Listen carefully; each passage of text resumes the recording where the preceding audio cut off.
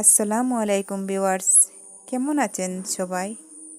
আশা করছি আপনারা সবাই আল্লাহর রহমতে ভালো আছেন। করিমগঞ্জ ভিলেজ ব্লগিং চ্যানেলে আপনাদের সবাইকে আমি ওয়েলকাম জানাচ্ছি।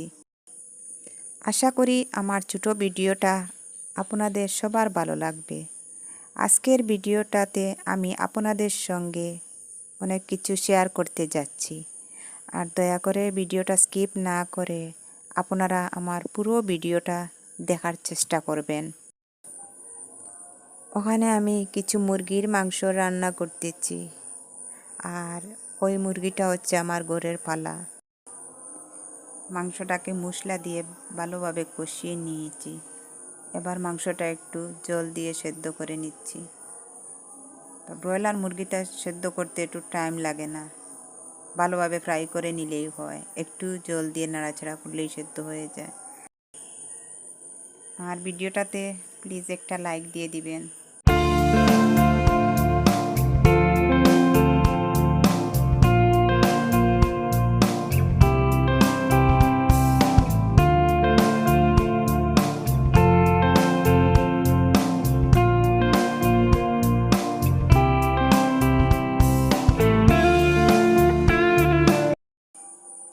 আজকে অনেক দিন পরে আমার বাবা আসলেন আমাদেরকে দেখতে, আর আসার সময় নাতি নাতনির জন্য এসব নিয়ে আসেন। আমার বাবার শরীরটা ঠিক থাকে না বলে উনি আসা যাওয়া বেশি করতে পারেন না। আর আমাদের গ্রামের রাস্তাটা বৃষ্টির জন্য এত খারাপ হয়ে গেছে, পুরো কাদা আর কাদা। যে আপু ভাইয়ারা আজকে আমার চ্যানেলে নতুন, আমার চ্যানেলটা প্লিজ সাবস্ক্রাইব করে নেবেন। আর ভিডিওটাতে কোন জিনিসটা ভালো লাগলো আর কোনটা ভালো লাগলো না প্লিজ একটা কমেন্ট করবেন, আর পাশে থাকবেন। আর যারা অলরেডি আমার পাশে আছেন, যে আপুরা আমাকে মাঝে মাঝে কমেন্ট করেন, ওনাদের সবাইকে আমি অসংখ্য ধন্যবাদ জানাই। আর আমার সিলেটি আপু, উনি তো আমার সব ভিডিওগুলো দেখেন, আর সব ভিডিওতে উনি কমেন্ট করেন। ওনাকে আমার অন্তরের অন্তঃস্থল থেকে অসংখ্য ধন্যবাদ জানাই।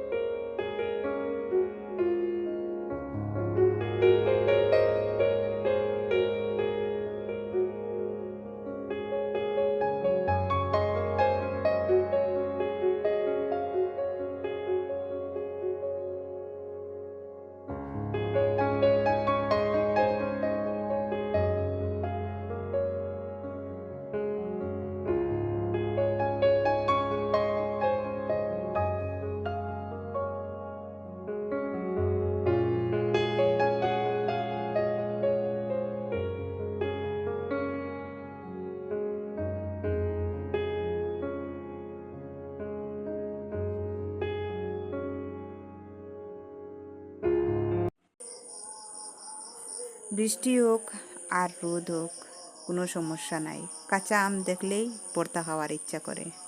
তো ওখানে কিছু আম ছিল, আম দিয়ে ভর্তা খাওয়ার জন্য ওগুলা রেডি করতেছি। আর ভর্তাটা অনেক দিন হয়ে গেছে খাই নাই, আজকে ভাবছি ভালো করে কিছু ভর্তা বানিয়ে খেয়ে নেব। আমগুলা কেটে দা দিয়ে কেটেছি ছোটো ছোটো করে।